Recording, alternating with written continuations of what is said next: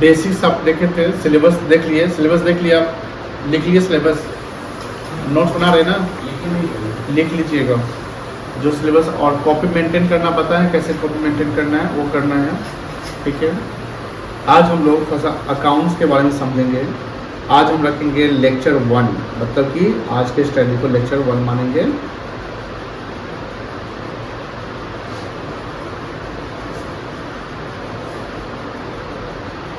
आज डेट कितना है? 3 अप्रैल।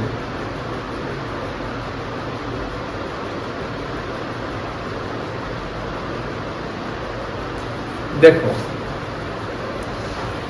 जहां जैसे ये जो वर्ड है अकाउंटिंग,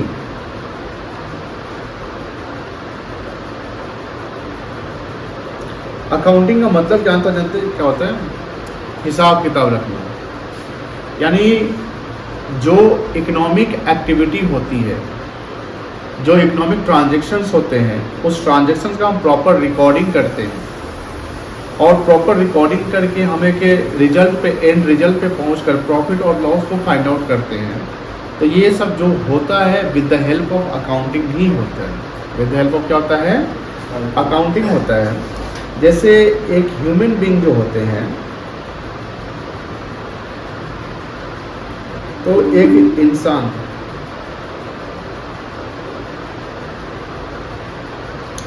उनके 2 प्रकार के एक्टिविटी होते हैं। एक इंसान के 2 प्रकार के एक्टिविटी होते हैं। एक एक्टिविटी कहलाता है इकोनॉमिक एक्टिविटी, मतलब वो जो काम करता है कमाने के पर्पस से, तो उसको क्या बोलते हैं? Economic activity. और कुछ लोग ऐसे भी काम करते हैं जहां पर वो सोशल पर्पस से काम करते हैं, जिसको क्या बोलते हैं? Non economic activity. जैसे मान लीजिए आपकी मम्मी घर पे नाश्ता बनाती है, आपके कपड़े साफ करती है, आपका टिफिन पैक करती है, आपके पापा आपको स्कूल ड्रॉप करते थे, तो these all are the non economic activity. उसको क्या बोलेंगे हम? Non economic activity. आप दान पुण्य का काम करते हैं, दान पुण्य समझते हैं ना? तो दान पुण्य का जो काम करते हैं, चैरिटी करते हैं, डोनेशन करते हैं, these all are the non economic activity. Non economic activity unilateral होता है, जहां पर वॉलंटरी, स्वेच्छा से हम कोई काम करते हैं, जहां पर मेरा कोई एक्सपेक्टेशन नहीं आता है कि पैसा मुझे मिले, उसको हम क्या बोलेंगे? Non economic activity. जैसे आप समाज कल्याण का काम करते हैं, आप किसी अंधे को रोड पार करा रहे हैं, आप मंदिर मस्जिद जा रहे हैं, these all are the non economic activity, that is the social activity. मोहल्ले में मान लो सरस्वती पूजा, दुर्गा पूजा, कोई ऐसा चीज़ हो रहा है, आप उसमें कंट्रीब्यूशन कर रहे हैं, आप उसमें इन्वॉल्व है, आप मैनेजमेंट संभाल रहे हैं, जहाँ पर उसका कोई पेमेंट आपको नहीं मिल रहा है, तो these are the non economic activity. But economic activity में हमारा ध्यान रखिएगा, हमारा जो पर्पस होगा वो क्या पर्पस होगा? अर्निंग्स। क्या पर्पस होगा? अर्निंग। यानी हम कोई भी एक्टिविटी करें जहां हमको मनी, मतलब कि इकोनॉमिकली हमको फायदा हो, पैसे मिले। यानी ये इकोनॉमिक एक्टिविटी हमेशा बायलेटरल होता है। इकोनॉमिक एक्टिविटी हमेशा क्या होता है? बायलेटरल होता है। अब बोलेगा सर चोरी करना इकोनॉमिक एक्टिविटी कहलाएगा क्या? नहीं, वो इलीगल कहलाएगा। रॉबरी, किडनैपिंग, स्मगलिंग, ये सब क्या है? ये सब इलीगल एक्टिविटी है। इसको हम इकोनॉमिक एक्टिविटी नहीं डाल सकते, क्योंकि उसका एग्जैक्ट डेटा मेरे पास या कि सरकार के पास नहीं रहता है, कितना चोरी होता है, कितना स्मगलिंग होता है, ये सब। लेकिन अपार्ट फ्रॉम दिस, जहां पर हम 2 साइड एक्टिविटी करते हैं, यानी exchange of goods and services both for consideration, यहाँ जहां हमारा अर्निंग इन्वॉल्व होता है, वो उसको बोलते हैं इकोनॉमिक एक्टिविटी। और ये जो इकोनॉमिक एक्टिविटी होते हैं, ये 3 प्रकार के होते हैं।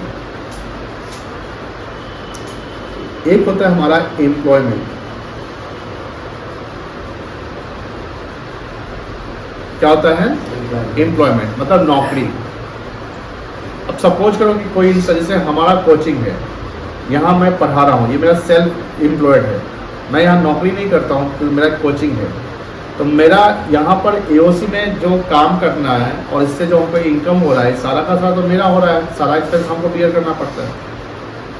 तो कहलाता है प्रोफेशनल, प्रोफेशन, सेल्फ एम्प्लॉय। तो एम्प्लॉयमेंट में क्या हुआ, जहां पर दो पर्सन होते हैं, रिलेशनशिप होता है बिटवीन एम्प्लॉयर एंड एम्प्लॉय। किसके बीच में रिलेशन होता है? एम्प्लॉयर और एम्प्लॉय के बीच में रिलेशन होता है, जिसको हम एम्प्लॉयमेंट कहते हैं, जहां पर सैलरी मिलता है, यानी फिक्स्ड अमाउंट फिक्स पीरियड के लिए मिलता है, उसको बोलते हैं एम्प्लॉयमेंट। एम्प्लॉयमेंट में कोई रिस्क नहीं होता है। मतलब जब आप जॉब करते हैं तो जैसे सबसे सेफेस्ट जो इकोनॉमिक एक्टिविटी होता है वो होता है नौकरी करना। नौकरी करना सबसे सेफेस्ट एक्टिविटी क्यों है? क्योंकि इसमें कोई रिस्क ही नहीं है। हमारा नौकरी जिस समय से लगा सैलरी मिलना शुरू हो गया। बिजनेस में रिस्क होता है। बिजनेस क्या होता है? रिस्क होता है। बिकॉज जहां से आप बिजनेस, जिस दिन से बिजनेस शुरू किया उस दिन से प्रॉफिट होगा नहीं होगा कंफर्म है। आप कोई प्रोफेशनल एक्टिविटी करते हैं तो सर्विस आपका कोई लेगा ही लेगा, ये कंफर्म है नहीं। लेकिन आपने कहीं नौकरी ज्वाइन किया तो ये कंफर्म है कि आपको सैलरी वेजेस मिलेंगे। लेकिन इसमें क्या है ना कि एम्प्लॉयमेंट में कुछ रिस्क भी होता है। रिस्क क्या होता है कि सर यहाँ लिमिटेड इनकम हो जाता है। एम्प्लॉयमेंट में क्या होता है? लिमिटेड, यानी अगर आपको 40 रुपये सैलरी मिल रहा है तो 40 रुपये ही मिलता चल जाएगा, 40 से 45, 50, 60 नहीं होगा। बिजनेस में क्या है कि किसी साल आप 4,000 कमाओगे, किसी साल 4 करोड़ भी कमा सकते हैं। तो इकोनॉमिक एक्टिविटी में पहला जो हमारा है वो एम्प्लॉयमेंट है। सेकेंड है हमारा प्रोफेशन। प्रोफेशन समझते हैं? जैसे doctor, engineer, CA, auditor, teacher, consultant, ये जो प्रोफेशनल यानी जो आपको सर्विस देता है, क्या देता है? सर्विस देता है। यहाँ थोड़ा रिस्क होता है, ज़्यादा रिस्क नहीं होता है। और थर्ड होता है हमारा क्या? Business. Business is full of risk. Business is full of risk. Business is full of uncertainty. Uncertainty, future में क्या होगा, गवर्नमेंट की पॉलिसी क्या आएगी, क्या लॉ आएगा, क्या ट्रेंड आएगा, मार्केट ट्रेंड क्या होगा, क्या टेक्नोलॉजी चेंज होगा, यानी कुछ भी चेंज होगा तो बिजनेस में इम्पैक्ट डायरेक्टली और इनडायरेक्टली पड़ता है। But business full of risk है तो बिजनेस में फ़ायदा भी है कि जहाँ रिस्क ज़्यादा है वहाँ फ़ायदा ज़्यादा है, जहाँ रिस्क कम है वहाँ फ़ायदा कम है। तो ये 3 एक्टिविटी हमारे हैं जिससे हमारा इकोनॉमिक एक्टिविटी आता है, यानी अर्निंग्स होता है, और ये ह्यूमन बीइंग की एक्टिविटी है। अब बात करते हैं कि सर अकाउंटिंग जब किसका करेंगे? जहाँ मनी का इन्वॉल्वमेंट होता है, जहाँ हमारा क्या किसका इन्वॉल्वमेंट होगा? मनी। एक एम्प्लॉय अपना अकाउंटिंग नहीं करेगा, लेकिन एक एम्प्लॉय कहीं जॉब कर रहा होगा ना, किसी प्रोफेशनल के यहाँ जॉब कर रहा होगा, किसी बिजनेसमैन के यहाँ जॉब कर रहा होगा, किसी कंपनी में जॉब कर रहा होगा, चाहे वो गवर्नमेंट कंपनी हो या नॉन गवर्नमेंट कंपनी हो। तो जो कंपनी उसको सैलरी दे रही होगी उसका तो कोई एक्टिविटी चल रहा होगा, तो वो अपना अकाउंटिंग करेंगे। अब बात आती है कि अकाउंटिंग की डेफिनेशन क्या है।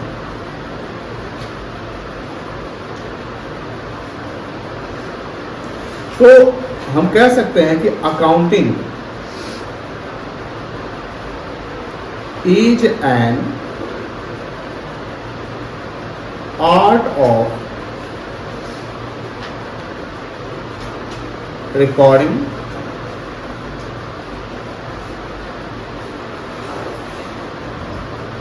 classifying and summarizing of an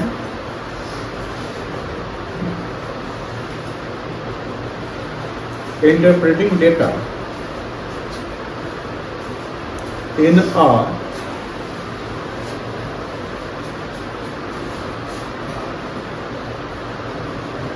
significant manner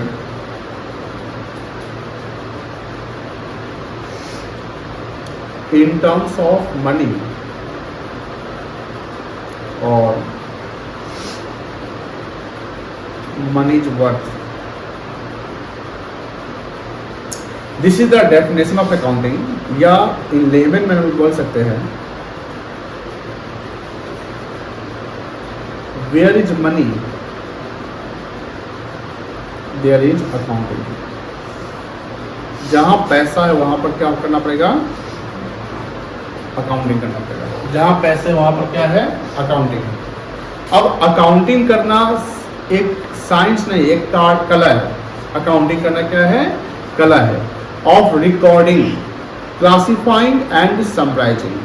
अब देखो यहाँ पे सबसे पहले जो एक वर्ड आया है वो आया है रिकॉर्डिंग। क्या आया है? रिकॉर्डिंग। रिकॉर्डिंग मतलब क्या होता है? किसी चीज को रिकॉर्ड करना, किसी को लिख लेना। जैसे मान लीजिए कि आपने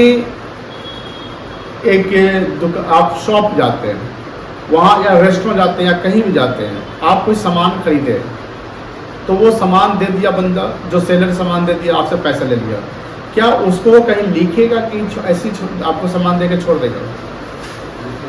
लिखेगा ना, वो एंट्री लिखेगा ना, मतलब कि हाँ कि हमने 500 रुपये का ये सामान बेचा।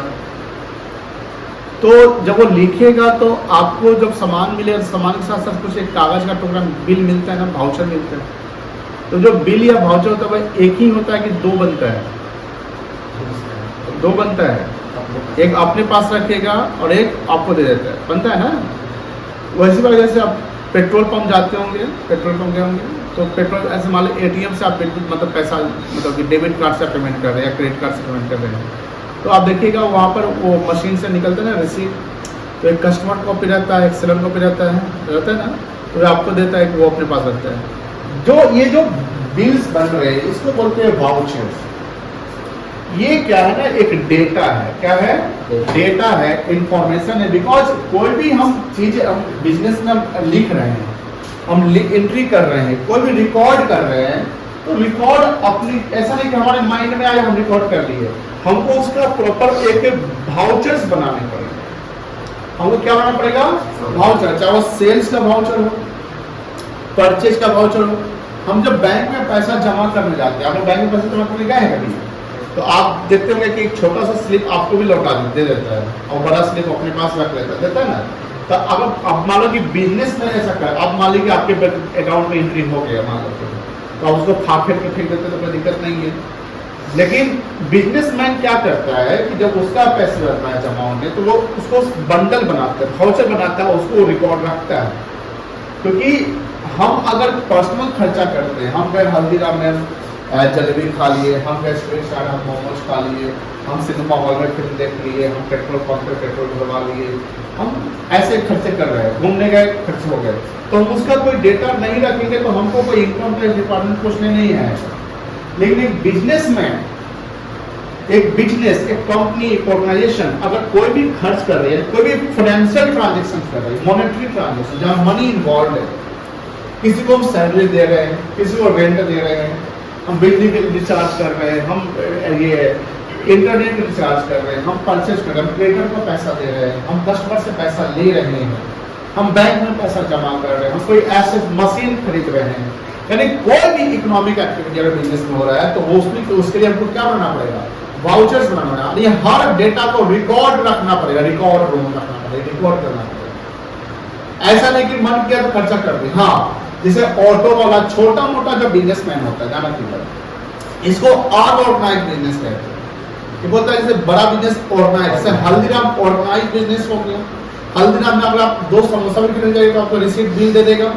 लेकिन आप स्ट्रीट साइड आप 4 समोसा खाइए, 4 दोस्त मिलकर समोसा खा रहे हैं, उसे कोई वो बिल नहीं दे रहा है, वो लिया 4 समोसा दिया, पैसा गल्ला में रखा, उसने एंट्री भी नहीं किया। करता है? नहीं करता है। तो दैट बिजनेस इज अनऑर्गेनाइज्ड। हम जब अकाउंटिंग की बात करते हैं तो अकाउंटिंग किसका करेंगे? ऑर्गेनाइज्ड बिजनेस का कर रहे हैं, जहां पर एम्प्लॉइज हैं, जहां पर वॉल्यूम ऑफ ट्रांजैक्शंस ज्यादा है, जहां पर उसके अकाउंटिंग करने और ना करने से सोसाइटी, सरकार, इकोनॉमी पे इम्पैक्ट पड़ सकता है। अब बड़ी बड़ी बिजनेस अगर अकाउंटिंग ना करे तो इकोनॉमिक पे इम्पैक्ट पड़ेगा। लेकिन छोटा मोटा बिजनेस तो सर्वाइवल के लिए बिजनेस कर रहा है। ऑटो वाला, स्ट्रीट वेंडर जो है, मोमोज वाला, पानीपुरी वाला, समोसे वाला, चाय वाला, उसका क्या करना है? वो तो सर्वाइवल के लिए जिंदगी कर रहा है। लेकिन जैसे मान लो चाय सुट्टा बार हो गया, MBA चाय वाला हो गया, कैफे कॉफी डे हो गया, ये सब जो बिजनेस है, ये सब चाय बेच रही है, लेकिन चाय बेच रही तो ऑर्गेनाइज तरीके से बेच रही है। कैसे बेच रही है? ऑर्गेनाइज तरीके। तो उनका अकाउंटिंग करेंगे। अब स्टारबक्स है, अब स्टार्ट बिहार में भी आ रहा है, अभी जस्ट बनारस में आया, अब वो अपना अकाउंटिंग तो प्रॉपर ढंग से करेगा। लेकिन मान लो कि हम अगर ऐसी चाय बेच रहे हैं, चाय का ठेला लगाया हुआ है, क्या हम अकाउंटिंग करेंगे? हाँ, छोटा मोटा एक डायरी रख सकते हैं जहाँ पर मान लो कि हमारा किराना दुकानदार से चीनी दूध आते रहता है, उसका पैसा महीना कर देते, तो उसका भी रखेंगे। जहाँ पर यानी सब चीज का एंट्री नहीं करेंगे, उसका रखेंगे जिसका जहाँ उधारी खाता मेरा चलता है। कोई कस्टमर मेरा परमानेंट कस्टमर है ना, तो उसका खाता रखेंगे। लेकिन हम कभी कोई कस्टमर आया जो चाय पिया पैसा दे चल जाए, तो उसका खाता रखने की जरूरत है नहीं है।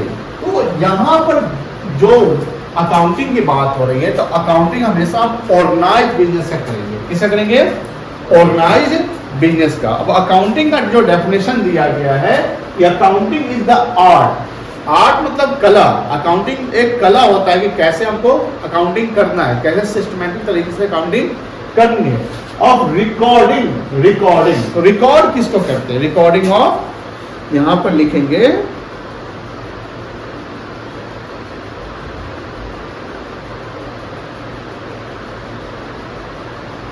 Economic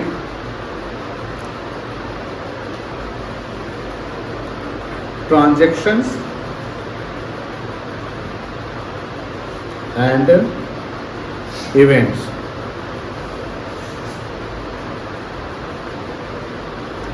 With the help of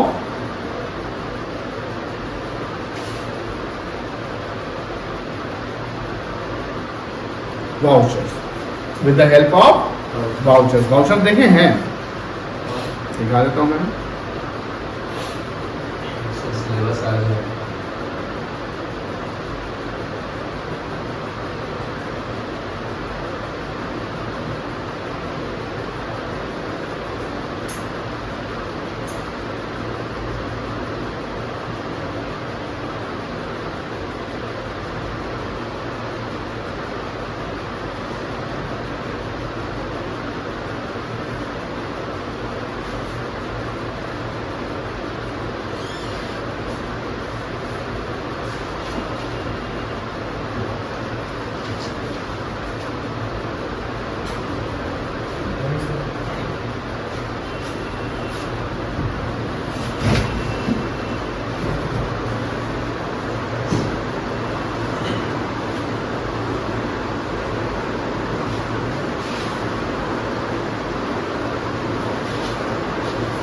दिख रहा है? This is the voucher. इसको क्या बोलते हैं? अब मान लो कि हमने कोई सामान खरीदा या हमने कोई सामान बेचा, तो इसका हम रिकॉर्डिंग करेंगे ना, इसको हम कहीं लिखेंगे, कैसे छोड़ देंगे? लिखेंगे। और ये जो है ये मेरा वाउचर है, इसको बोलते हैं डेटा। डेटा मतलब होता है इंफॉर्मेशन। और मान लो कभी कोई दिक्कत होगा, मान लो कि बाद में कोई इनकम टैक्स, सेल टैक्स कोई भी हो जाएगा, तो इसको हम एविडेंस के रूप में प्रस्तुत कर सकते हैं कि सर ये एविडेंस है। एविडेंस का मतलब सबूत कि सर अगर कुछ भी डिस्प्यूट होगा तो आप इसको दिखाइएगा ना कि हाँ ये आप बेचे थे, खरीदे थे या ऐसा था। अब यहाँ पर इसको वाउचर को समझिए, वाउचर में क्या क्या लिखा हुआ है। एक बिजनेस को करने के लिए, अकाउंटिंग करने के लिए आपको ये जानना जरूरी है। यहाँ पर बहुत सारी चीज़ लिखा हुआ है, जैसे ये कंपनी मतलब ऑर्गेनाइजेशन का नाम है America international, Jammu and Kashmir का है, जीएसटी नंबर है, ये रहेगा। ये टैक्स इनवॉइस, इनवॉइस नंबर मतलब इनवॉइस नंबर मतलब बिल नंबर 25 है, ठीक है ना। यहाँ पर डेट है 1 अगस्त 21। अब देखो जम्मू एंड कश्मीर में जीएसटी है। जीएसटी कब आया पता है? जीएसटी कब आया पता है? नहीं पता है? जीएसटी जो आया था वो 2017 में आया, 1/7/17 को। कब आया? इसलिए जीएसटी एक्ट कहते हैं, जीएसटी एक्ट 2017 है बेटा।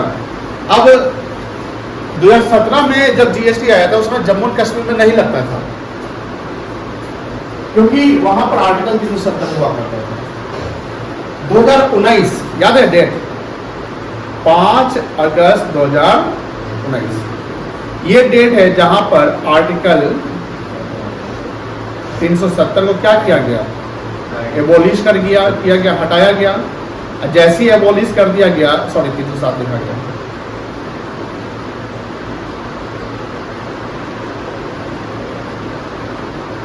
जैसे एबोलिश किया गया तो जो law apart from Jammu and Kashmir सारे इंडिया के हर टेरिटरी, हर स्टेट लगते थे, वो लॉ अब वहां भी बाय डिफॉल्ट क्या हो गया?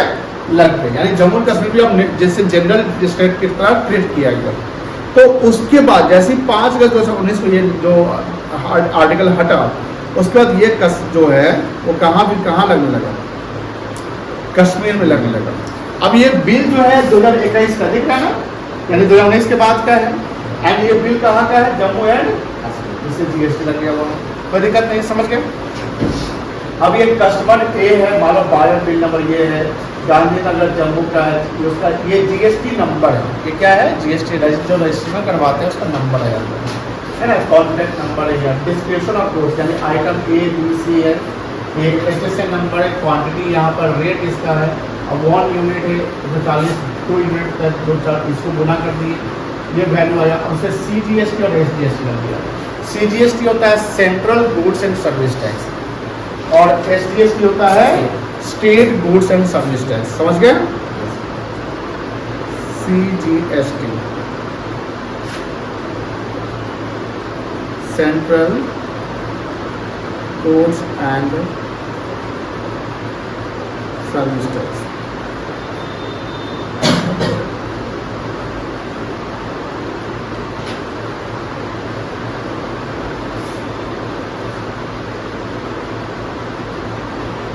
Service tax. अब ये दोनों जो टैक्स होता है वो बराबर लगता है, बराबर का रेट होता है। ये रेट से लग गया, यहाँ ये वैल्यू है 4 यूनिट का, यहाँ पर रेट लिख दिया सब कुछ। तो this is called the evidence, this is called the vouchers, and with the help of voucher the businessman record it into the books of account, जिसको हम जर्नल कहते हैं। तो रिकॉर्डिंग समझ गए, रिकॉर्डिंग समझ गए। तो अकाउंटिंग का जो पहला स्टेप्स होता है, अकाउंटिंग का जो पहला स्टेप्स होता है वो अकाउंटिंग का पहला स्टेप होता है कि जो बिजनेस में वाउचर्स यानी जो ट्रांजेक्शन्स हुए, क्या हुए बेटा? ट्रांजेक्शन, यानी हमने यहाँ पर लिखा ट्रांजेक्शन्स एंड इवेंट्स, यानी बिजनेस में जो ट्रांजेक्शन और इवेंट्स हुए, क्या होता है ट्रांजेक्शन, क्या होता है इवेंट्स, हम बताएंगे।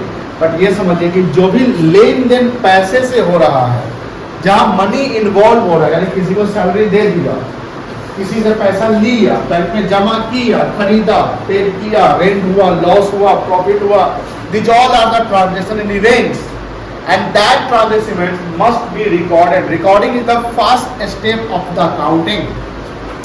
Recording is the first step of accounting. This is not the total accounting. This is the part of accounting where we start the recording of financial transaction into the books of accounts. जैसे मान लो कि mister A है, mister A है, उसके पास 50 लाख रुपए है, उन्होंने business setup किया ऑर्गेनाइज तरीके से। तो पहले क्या करेगा? वो सामान सब खरीदेगा, वगैरह अपना सेटअप करेगा, रेंट लैंडलॉर्ड को एडवांस पैसा देगा, जो भी है, तो वो सबका वो क्या करेगा? डिटेल अपने पास रखेगा। अब मान लो 50 लाख एक इन्वॉल्व है, मिस्टर ए जो है उसको अकाउंट्स का ज्ञान नहीं है, वो एक पता ऐसी पैसा तो है बट अकाउंटिंग नहीं आता है, तो किसी एक्सपर्ट को पकड़ेगा, जैसे कोई सीए को पकड़ेगा, कोई अकाउंटेंट साहब हमारा हिसाब किताब संभालिए आप, हमें अगर बुखार लगती है, हमें खांसी होती है, हमारे कोई अगर कोई डिजीज टाइप का अगर होता है तो हम किसके पास जाते हैं? डॉक्टर के पास जाते हैं। आपकी गाड़ी खराब होती है तो आप गैरेज लेके जाते हो, फोन खराब होता है आप टेक्नीशियन के पास जाते हो। उसी प्रकार अगर आपको मनी का जब आपको समस्या आया कि मनी का मैनेजमेंट करना है, हमको बिजनेस करना है, बिजनेस में ये सब इन्वॉल्वमेंट है, टैक्स उसका मैटर आ जाएगा। अगर हम ठीक से अकाउंट ठीक से हम हिसाब नहीं रखेंगे तो हमको इनकम टैक्स का नोटिस आ सकता है, तो उसके लिए हम किसी एक्सपर्ट के पास जाएंगे ना। वो एक्सपर्ट कौन हो गया? आपका अकाउंटेंट, चार्टर्ड अकाउंटेंट, यही ना हुआ। तो सिंपल सी बात है कि मिस्टर ए के पास अगर ऐसे है तो वो ए के किसी सीए के पास गया, और वो सीए अपना अकाउंटिंग नॉलेज अप्लाई करेगा कि सर आप एक काम करिए, वो समझाएगा कि सर आप एक काम करिए, जितना भी सामान, कोई नहीं बोलेगा कि यही सामान खरीदिए वही सामान बेचिए, वो नहीं करेगा, वो तो आपको करना है।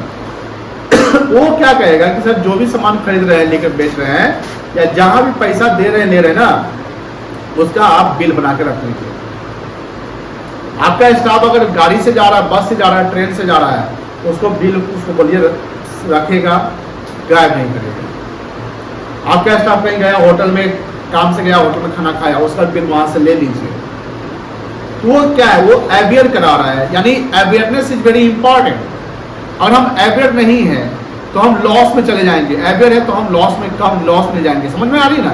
यानी हम बिजनेस के रिलेटेड जो भी खर्चे हो रहे हैं, जो भी इनकम हो रहे हैं, सर उसको खर्चा ऐसा नहीं कि कर दिए और उसका कोई एविडेंस नहीं रखना है, आपको वाउचर सबका रखना है। अब आपके मन में आएगा सवाल, सर मान हम किसान से कोई खरीदने गया, ऑटो वाला बिल दे देगा क्या? नहीं देगा।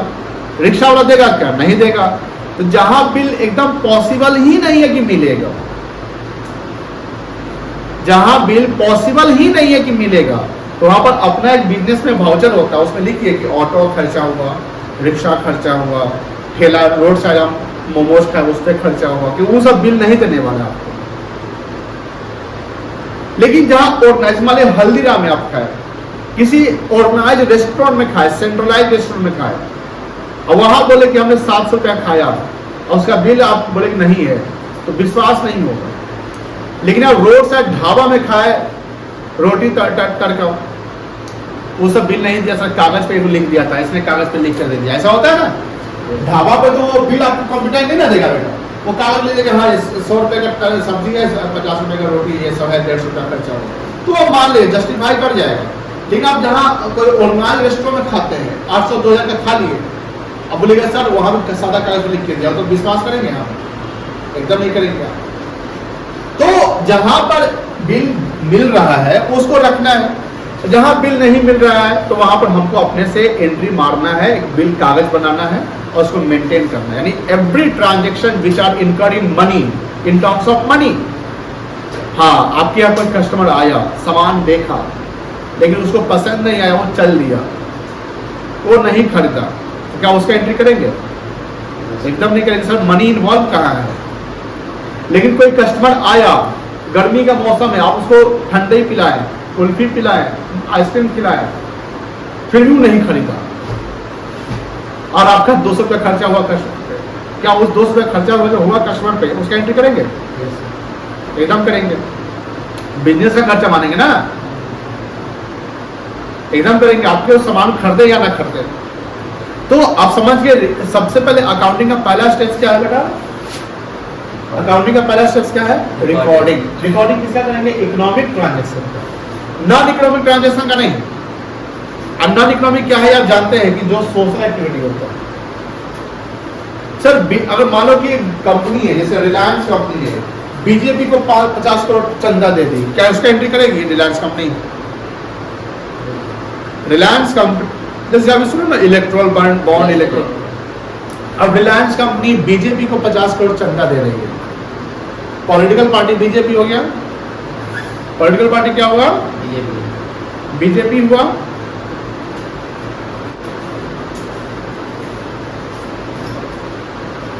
हाँ, मान लो कि बीजेपी को रिलायंस ने 50 करोड़ रुपया चंदा दिया। अब रिलायंस कंपनी भी तो बिजनेसमैन है, बिजनेस करती है, तो रिलायंस कंपनी क्या 50 करोड़ का कोई रिकॉर्डिंग करेगा नहीं करेगा, उसका अकाउंटिंग यानी होगा नहीं होगा? हाँ, आप बोलते बेटा करना होगा, मनी इन्वॉल्व है।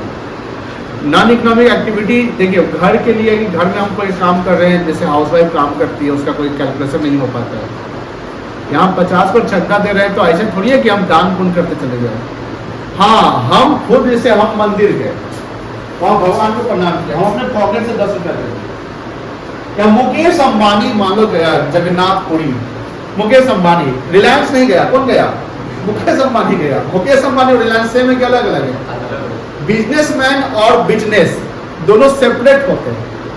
एकेडमी ऑफ कॉमर्स एक बिजनेस ऑर्गेनाइजेशन हो गया। तो यहां से अगर मान लो कि इस कोचिंग में कोई एक आया भिखारी, सपोज करिए, और हम कोचिंग के गल्ला से 150 रुपये निकाल उसको दे दिए, ध्यान से सुनिएगा, तो क्या उसकी एंट्री करेंगे नहीं करेंगे? उसकी एंट्री करेंगे, क्योंकि बिजनेस का खर्चा हुआ है। लेकिन मान लो आप रास्ते से जा रहे हैं, अब आप 10 रुपया किसी को दे दिया हम अपने पॉकेट से, तो उसका एंट्री बिजनेस में क्यों होगा? उसी प्रकार मुकेश अंबानी जगन्नाथपुरी गए, और वहां मान लो कि 1 करोड़ का चेक जो है वो ये दान पेटी में डाल दिए। मुकेश अंबानी अपना पर्सनल 1 करोड़ रुपया डाले, क्या वो बिजनेस रिलायंस इंडस्ट्री में उसका एंट्री होगा कि नहीं होगा? नहीं होगा। लेकिन रिलायंस के नाम से अगर डाला जाता, क्या रिलायंस कंपनी ने 1 करोड़ का चंदा दिया, तब एंट्री होता कि नहीं होता? तब हो जाता। हम जो अकाउंटिंग करते हैं, याद रखिएगा, ऑर्गेनाइजेशन का करते हैं, बिजनेस का करते हैं, एक इंडिविजुअल इंसान का नहीं करते। आपके घर में क्या खर्चा हो रहा है, क्या इनकम हो रहा है, वो अपना हिसाब किताब रखिए ना। आप प्रॉफिट लॉस नहीं देखिएगा। एक एम्प्लॉय को सैलरी मिला, उसका मैसेज आया कि your account has been created by इतना रुपीज, अब वो अपना खर्चा कर रहा है, ईएमआई पेमेंट कर रहा है, कोई भी चीज कर रहा है, उसका क्यों अकाउंटिंग करेगा? हिसाब लिख सकता है, देखा नहीं कि हमको हिसाब लिखना, हमको सेविंग करना है, ये सब तो कर सकते हैं। लेकिन अगर वो एम्प्लॉय जिस कंपनी में काम कर रहा था, वो कंपनी से अकाउंटिंग करेगा। समझ गए? तो अकाउंटिंग का पहला स्टेप क्या है? Recording of economic transaction and events. कोई दिक्कत नहीं, भाउचर समझ गए बेटा? एक काम करिए, थोड़ा सा इसको नोट करिए यहाँ से, यहीं से ना। अब देखो ट्रांजैक्शंस क्या होता है।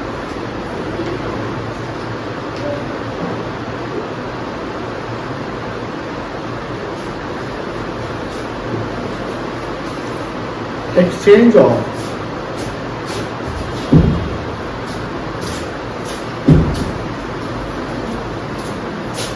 goods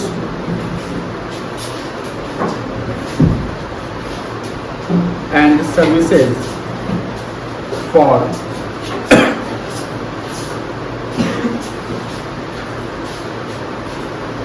consideration is called transaction. Exchange मतलब समझते हैं क्या होता है? लेन देन। किस चीज का लेन देन? For consideration. कंसिडरेशन मतलब जानते हैं क्या होता है?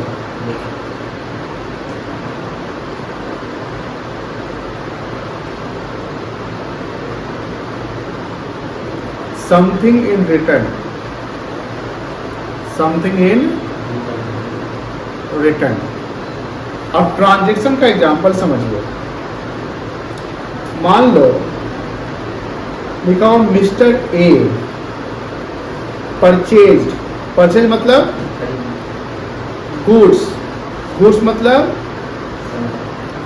सामान, फ्रॉम मिस्टर बी फॉर रुपी 10,000। ठीक है? अब देखो इसमें क्या है ना, ये जो परचेज किया गया है गुड्स पैसे से, इसको हम कहेंगे ट्रांजैक्शन। क्या कहेंगे बुआ? ट्रांजैक्शन। क्योंकि यहाँ एक्सचेंज हुआ है गुड्स का पैसे से। अब मिस्टर ए के लिए मिस्टर ए का क्या राइट होगा बता सकते हैं? राइट मतलब अधिकार। राइट मतलब क्या होता है? मिस्टर ए क्या किया है? परचेज किया है। क्या परचेज किया है? Goods from. तो मिस्टर ए का क्या अधिकार है? क्या लेगा वो? पैसा लेगा कि सामान लेगा? To get the goods, to get the. तो गुड्स का कोई वर्थ है ना होगा? वर्थ मतलब वैल्यू है ना, कितने का? तो उसका एंट्री करना पड़ेगा, उसको परचेज का एंट्री करना पड़ जाएगा। मिस्टर ए का क्या ऑब्लिगेशन होगा? ऑब्लिगेशन मतलब नहीं जानते हैं? ऑब्लिगेशन मतलब होता है ड्यूटी। ड्यूटी समझते हैं? कर्तव्य। मिस्टर ए का क्या ऑब्लिगेशन होगा? क्या ड्यूटी होगा? टू पे द प्राइस। नहीं समझे? मेरा राइट, अगर एक सामान खरीद रहा है तो सामान लेना उसका अधिकार हो गया, लेकिन सामान जो आप खरीद रहे हैं तो पैसा देना आपका कर्तव्य हुआ ना। तो ड्यूटी यानी वन, जैसे कोई भी कॉन्ट्रैक्ट होता है या कोई भी बिजनेस होता है, उसमें कोई भी पार्टी को, कोई भी पार्टी हो, इधर उधर पार्टी या सेलर हो या बायर हो, उसके एक राइट्स और एक ड्यूटी बनते ही बनते हैं। एज अ टीचर स्टूडेंट हमारे भी कुछ राइट्स है और आपके भी कुछ राइट्स है। हमारे भी कुछ ड्यूटी है और आपके भी कुछ ड्यूटी है। Suppose you paying the fee to a teacher, then you have right to get the education, and my duty is to teach you. When I teach you, then my right is to get the price, get the fee, and your obligation is to pay the fee. तो कोई भी जब business, कोई भी economic transfer होता है उससे rights and obligation बनता है। उसी प्रकार मिस्टर बी के लिए क्या राइट होगा बता सकते हैं? यहाँ मिस्टर बी सामान बेचा है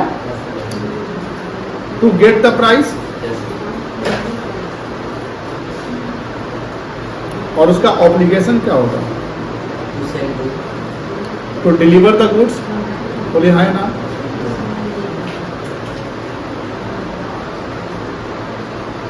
तो यहां पर बात आ रही कंसिडरेशन। क्या आ रही बात? कंसिडरेशन का मतलब हमने क्या बताया था? समथिंग, कुछ भी जो हमको रिटर्न में मिल रहा है, हमको क्या मिल रहा है। तो ए के लिए कंसिडरेशन क्या होगा? ये सामान खरीदा ना, तो ए का कंसिडरेशन होगा गुड्स होगा। अब बी के लिए कंसिडरेशन क्या होगा? Money. Very good.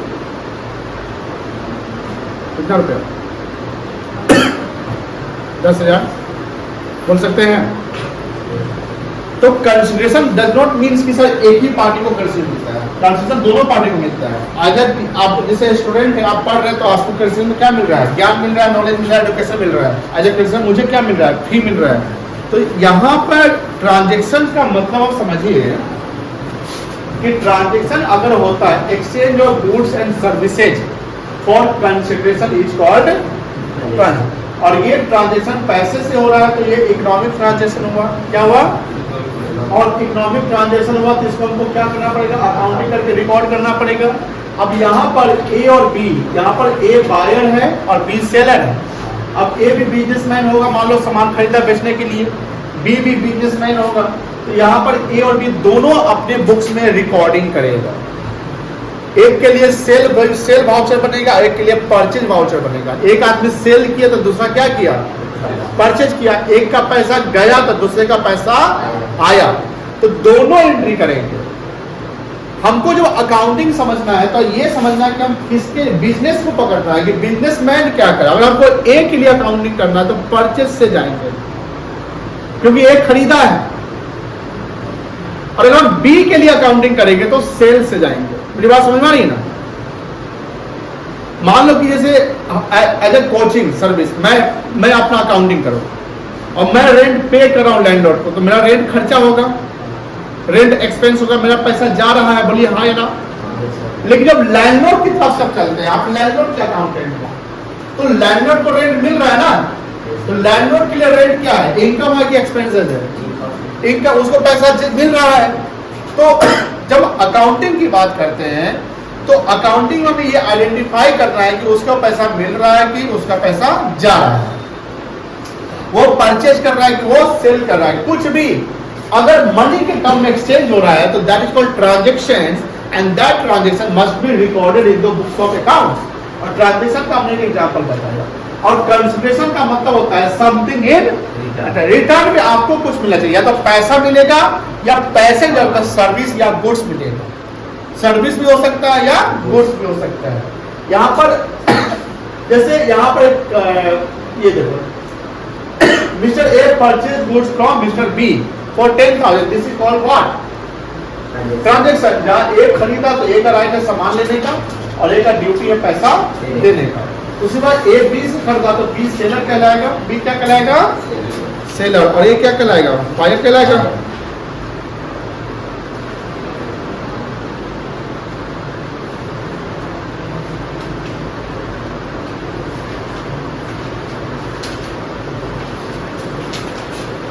B seller कहलाएगा, उसका राइट है पैसा लेने का और ड्यूटी क्या है? सामान डिलीवर करने का। कोई दिक्कत नहीं है। कंसिडरेशन ऑफ समथिंग रिटर्न, ए का कंसिडरेशन क्या होगा? सामान लेना, और बी का कंसिडरेशन क्या होगा? पैसे देना। कोई दिक्कत नहीं। ट्रांजैक्शन समझ के नोट कर लीजिए यहाँ से ना।